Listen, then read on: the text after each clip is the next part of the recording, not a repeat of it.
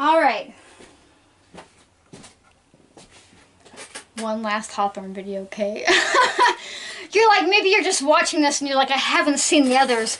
But I just did 2 other Hawthorn videos, and most of them went into like some like drifting conversation. So I'll try to stick on base with this one. And you know, I was just gonna do this on my own, but meaning not make a video, but I'm like, if you're here and the camera is ready, just do the video and get this information out there. So I'm going to make a hawthorn berry elixir.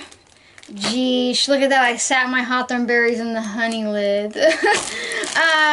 So this is super easy. I went to make an elixir video for the tincture video, and I ended up just making a tincture because I spaced putting the honey in it. So this is why we've got a 3rd hawthorn video, although it's a 4th technically because there's a meeting hawthorn in the wild too. So I'm just going to take my fresh hawthorn berries, and I know that I'll get some shit about using these plastic bags. I always do. I always get like one really mean comment. I reuse these bags so many times.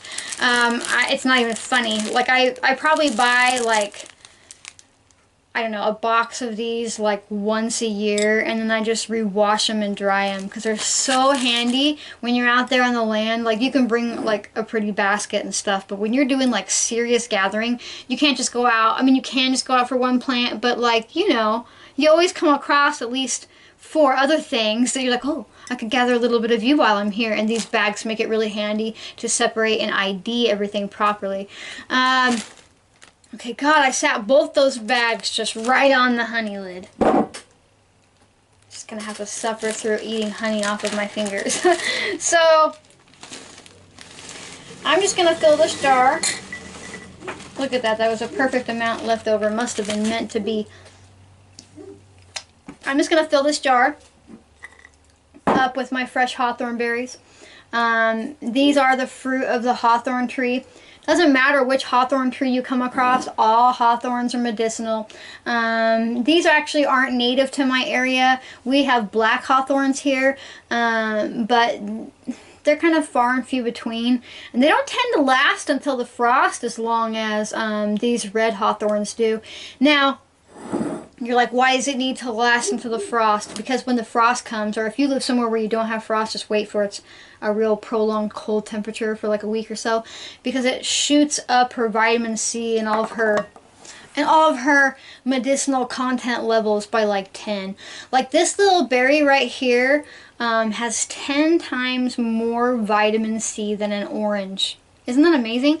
But it's not the case until she gets hit with prolonged cold or frost.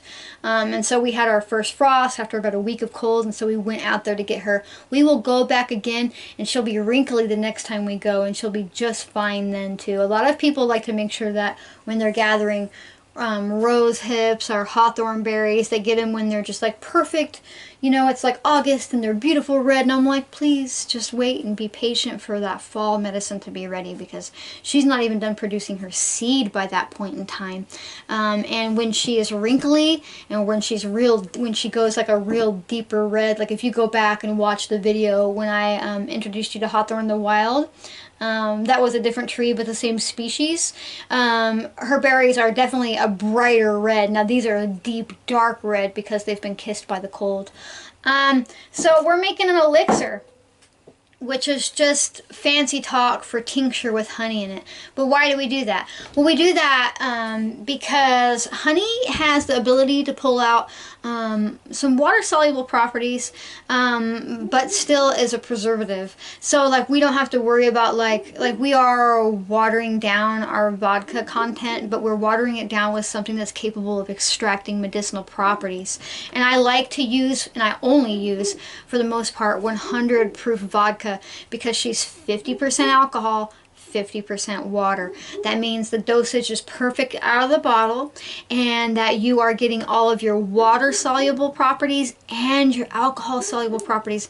That gives you a well-rounded, balanced plant medicine. Versus when you use grain alcohol, you are only pulling out the most volatile properties that are able to survive. And because grain alcohol, not what it's made out of, I'm talking about the proof here, 190 proof, has no water in it, that means it's not getting any of these water soluble properties. And those properties are really important if you want to make a whole well-rounded medicine that your body reacts well to. So the first thing I'm going to do is add in vodka.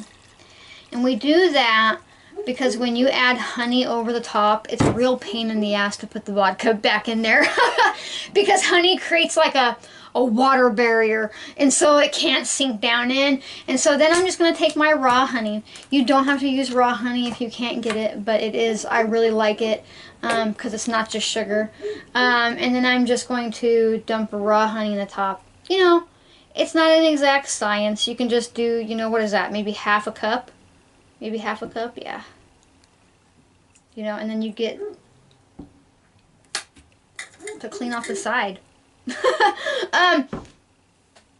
And then, woo, that was a big dose of honey. And then just cover that the rest of the way up with vodka. So basically, you just watched me make a hybrid of a tincture and an infused honey. Except for with this, the honey's not going to ferment because you have alcohol in there to kill the good bacteria. You're like, whoa, kill the good bacteria. But I mean the natural yeast that occurs in these berries that would make the honey ferment otherwise. And then you can shake it up. I didn't have the lid on tight enough. But then you can shake it up, splash vodka all over your face because that's always fun. And that's it.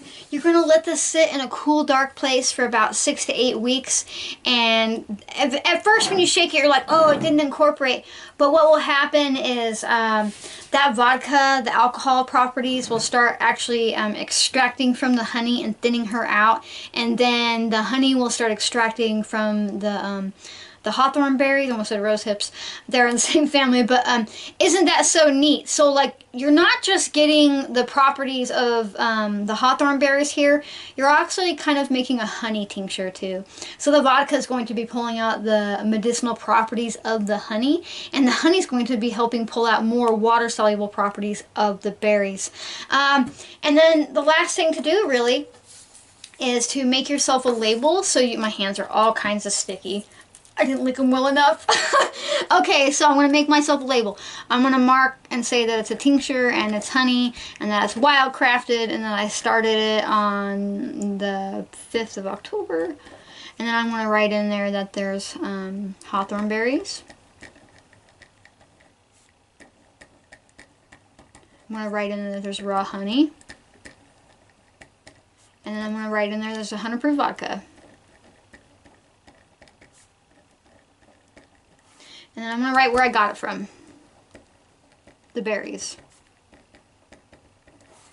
And then I'm going to take this label and I'm going to stick it on my jar.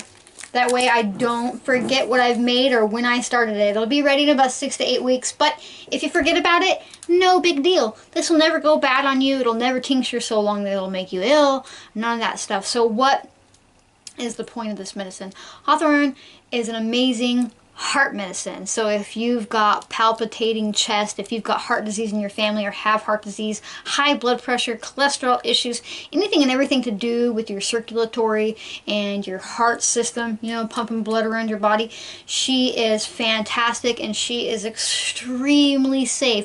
So many studies show her used alongside heart medication can lower the need or outright remove the need for heart medication.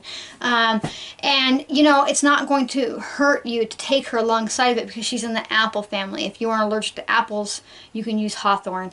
But I also like to use her for, you know, a broken heart, like just like emotionally. She's really fantastic heart medicine, all around it healing.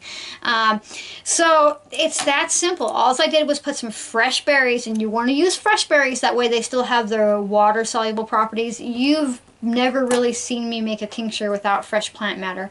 I've been getting asked that a lot. You know, what if I only have at this moment access to dried plant matter? Wait until you can find some fresh plant matter and buy a tincture from somewhere that's made with fresh plant matter. You know, you can buy the dried berries of hawthorn and make yourself a good tea. But if you're going to be making an alcohol-based extraction, it is really best to use fresh berries. And now is the time to get out here and find these. So it's just fresh berries in a jar, put some vodka over it, put some honey in it, put a label on it, store it in a cool dark place for 6 to 8 weeks, and you just made yourself a hawthorn elixir.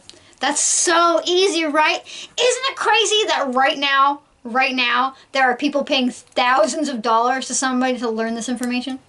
And it's out there for free. We live in a world of free information, people. The same thing, the same device you are watching this video on can answer any herbal question you ever have.